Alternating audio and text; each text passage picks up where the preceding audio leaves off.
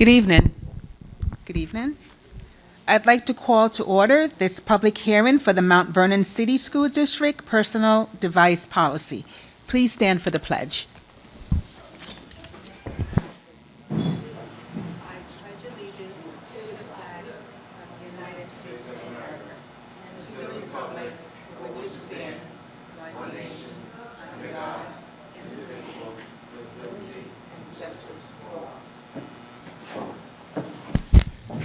This evening's hearing is on the district's personal device policy.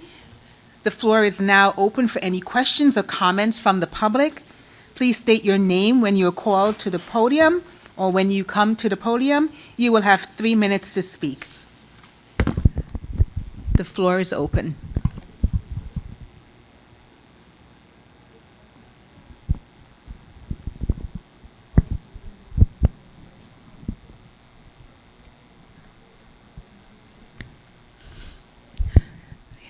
So the floor is open for anyone who has any comments on their policy cell phone policy the district is going to roll out for New York State.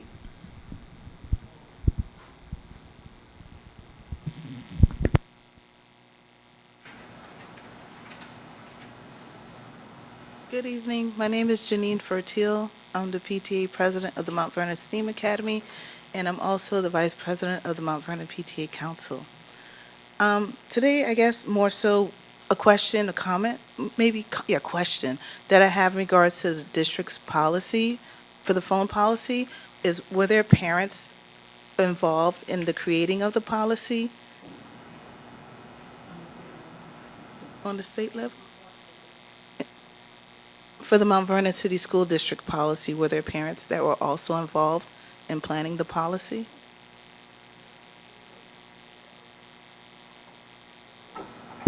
Some of these, this policy actually should have been going through the motions already.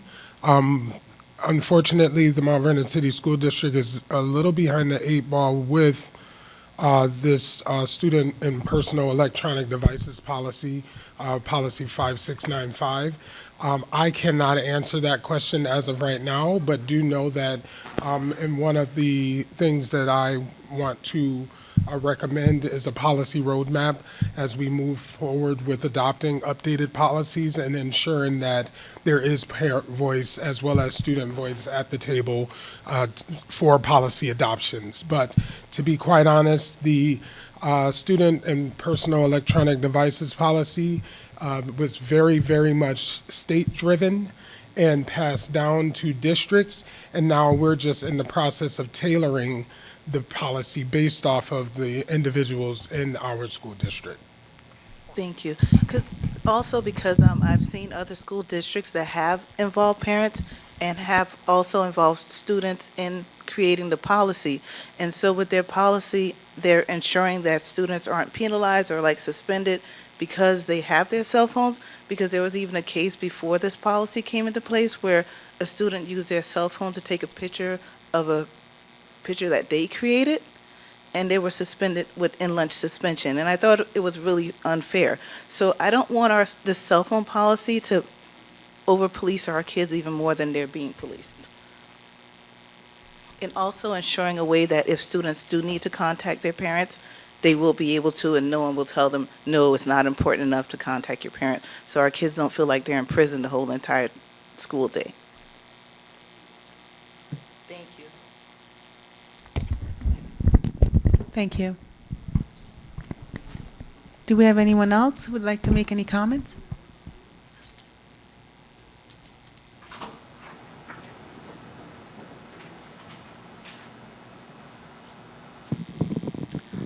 Cynthia Crenshaw, and I was the PTA president at the historic black school, Cecil H. Parker Elementary School, for years.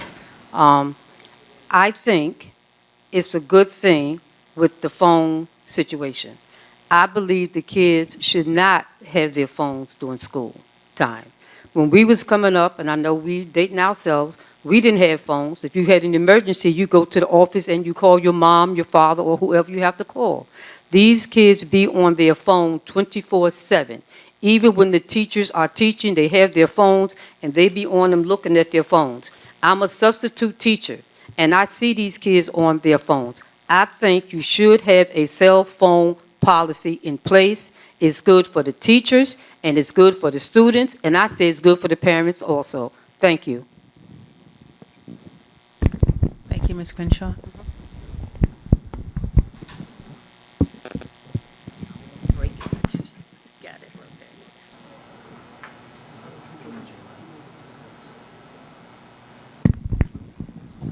Do we have anyone else?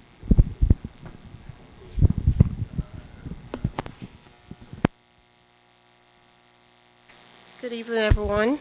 Thank you. Just state your name for me. Okay, so my name is Latoya Anderson, and I have one question. May I see a copy of the policy, please? Where can I find it? It's on board docs. Okay. Okay, thank you.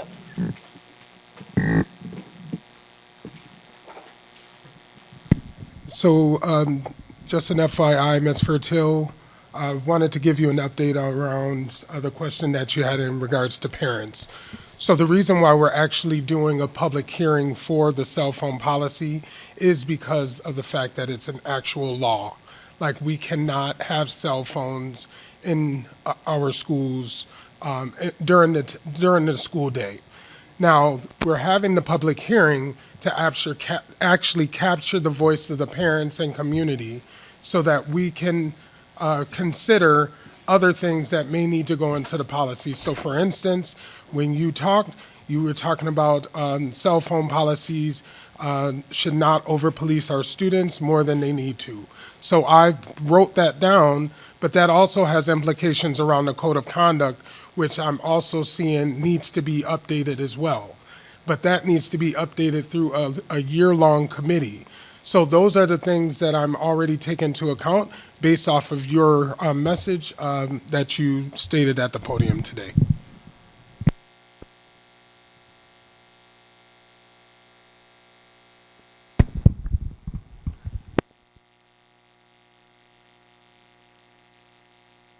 Good evening, Sakai Brown. I am the PTA president for Nelson Mandela Jose Zalikofer School. I guess I have two questions. One, what will be the SOP for this policy? And will each principal who are over the school buildings follow the same mantra? And in addition, with this new policy, that I'm a parent and my daughter does have a phone and a watch, just because the communication for us. How will that be rolled out at the schools? Will they be in a specific locked box? Like, how does that look like at each school? And how will the kids be notified as well? And I would love to know what would be the disciplinary actions and the different levels that children will receive if they are to have these phones out. What are the different step plans? Hey, thank you for those questions, Ms. Brown. Just an FYI, again, so I come from a district that actually already had cell phones being collected. And even this public hearing is a little late. I am actually in the process of making a communication plan that involves making sure that we contact parents, making sure that we get information to families in the mail so that they understand that you cannot use these devices during the school day anymore. In addition, that also entails smartwatches. The way it goes is, as long as every school has a format in which they are not seeing phones, then we leave it up to schools. One of the things that school districts wanted to do was leave that up to district control. We did not want the state telling us the way that we needed to do certain things because everyone does certain things a different way. At certain schools, they may say that yonder pouches can work here. At certain schools, they may say these yonder pouches don't work, I have to collect them this way. Regardless, and I was just talking to the Assistant Superintendent for Curriculum and Instruction today, we have to get a formal plan from every single principal to actually understand how they are going to uphold the law. However, the way it looks at one school, it may look very different at another school. But the biggest thing that I want you and the public to know is that there will be a formalized communication plan. That's what I'm used to, just these are the people that need to be contacted by this date. This is what needs to happen by this date. And we're gonna make sure that that gets to the families.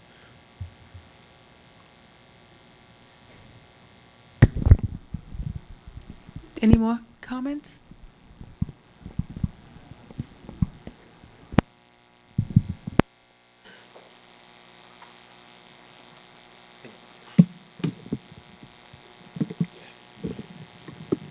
I can lean it a bit down.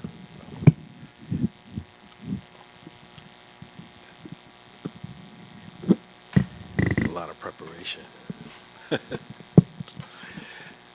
One of the questions that I've heard is what would happen if a student is found with their phone? The state has made it very clear that suspension should not be the first rung. However, the state has left a very gray area for repeated offenders, which makes sense, right? I mean, this is new for everyone. But then there's a difference between new and trying to evade or trying to avoid. And so we will have to feather that out as the year goes on. We know that within any school district, certain principals have certain personalities and certain APs have certain personalities, and we would have to try to keep the equilibrium as we go through looking at who's penalized and why they're penalized. But the state has made it very clear that suspension should not be the first rung in reference to having the phone, all right? And just reiterate what the superintendent said, is that as far as funding and as far as the state's vision is concerned, noting that every school is different and noting that some schools have already put this in place. Some teachers are already collecting whatever, and you just haven't heard anything about it because the kids don't mind it. They're used to it. As Ms. Crenshaw has said, once you get used to the routine, it becomes not a problem. It maybe becomes more of a problem for the parents than the kids, and they're more focused. So all of this it's new, it's a test try, but it's going to be here to stay, and we'll perfect it as time goes on. And we'll lean off of the experience of the superintendent as to the district that he was superintendent for, and as the monitor in reference to figuring out what's the right equilibrium. All right?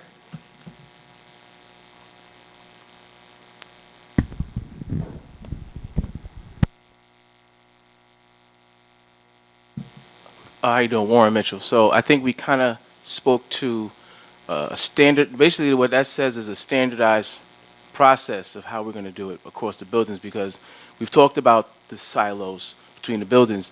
So how you just mentioned how it can look like one thing in one building and one thing in another. So do we go at it from a grade level standardization so that we can expect to see from our K to 6 buildings, here's how the cell phone ban is in place, and then because the friction comes as you go into the middle school grades and of course the high school. So that's for one. So we're going to move on the standardized process that we will roll out to parents in writing to let them know what the grade level, what our structure is, so they'll know, because I do know a lot of the schools they've already been collecting phones in the morning, and in many of our buildings. I just want to know first. I want to make sure we're going to keep the communication crystal clear and early, because it'll be September 14th and 14 people will say, where did this come from? So the standardization of the process, and of course, knowing how we're going to deal with the pushback, we're hoping that you're going to have, if you got the experience, I'm pretty certain you already know what the pushback is going to look like, okay? So that's really my real question. Are we ready for the standardizing? Is that the aim? So I don't feel we're ready for the standardizing. And I'm going to acknowledge that Principal A is different than Principal B. And as long as you might have two different ways of making sure that I don't see phones during the day, but as long as I don't see the phones during the day, however Principal A does it, however Principal B does it, it makes me no difference. I just want a plan for how it's done. That's what I can assure. I said that we need to develop a communication plan. I just talked to the communications team, and I said we need a plan for how we're going to communicate this to our families. We're already late. We're already late. But later, better than ever, we will get that communication plan, ensure that families know, ensure that students know, and what we can do in the event that a student needs to be reached and vice versa. And it is just like Ms. Crenshaw said, the main office. That's why we have main offices. If a student needs to call for whatever reason and it's very important, we have the main office. And that's the way. We just have to go back to this is the process. And it does work. It hurts at first. It does. But the children do need to learn how to be without the phones. Right. And will we also, as we roll out the standardized process to parents, will we also give them the breakdown of what the disciplinary action will be for step 1, 2, repeat offenders? Will we be able to put that together in time? So I'm currently, and our incoming Assistant Superintendent for Pupil Personnel Services is already analyzing our code of conduct. And we have to actually put something in there on cell phones, but as our general counsel stated, if there's one infraction, you're not going to be suspended for that. However, one of the issues around cell phones is when the cell phone is asked for, then it generally escalates into a disrespectful behavior or a fighting or an altercation of some sort. And that's when we start pairing off of the initial consequence, which would have been you'll get it back at the end of the day, versus now you're suspended for 3 days because you hit me when you were trying to snatch it. We're gonna have to we're gonna have to really think about how we are going to ensure that families and students are aware about what's going on. Okay. Now, one of the things that I also am not sure has happened is that code of conducts should be reviewed with families every year in every building. And that needs to happen, and we will press upon that every principal is going through the code of conduct, in particular, pages 44 through, I want to say, pages 44 through 49, which is actually the discipline hierarchy, so that families understand the implications around if they are with the phone and then they are caught, just give the phone. Do not let it escalate to something else, because oftentimes that's what it is. It's not even the phone. It turned into so-and-so hit so-and-so, or so-and-so did this, or so-and-so did that. So I hope that answers your question. It does. The only other thing I'm gonna leave with is it's Sure. going to also open up our conversation about, there's gonna be parents and staff who know that the communications in their building, their PA systems and communications are broken. And I mean, for like at least about 10, 15 years. Hopefully this is a segue to that conversation so that we can pinpoint those buildings. We understand that technology was an issue, the fact that the dollar attached to bringing those buildings and getting those PA systems up to a better place. This is definitely going to be part of that conversation. As Ms. Crenshaw mentioned, when you had an issue, you went to this office. If the office called to the class and there's no PA system that works, okay, thank you. Thank you for that point, and I did note that. I want to know what schools.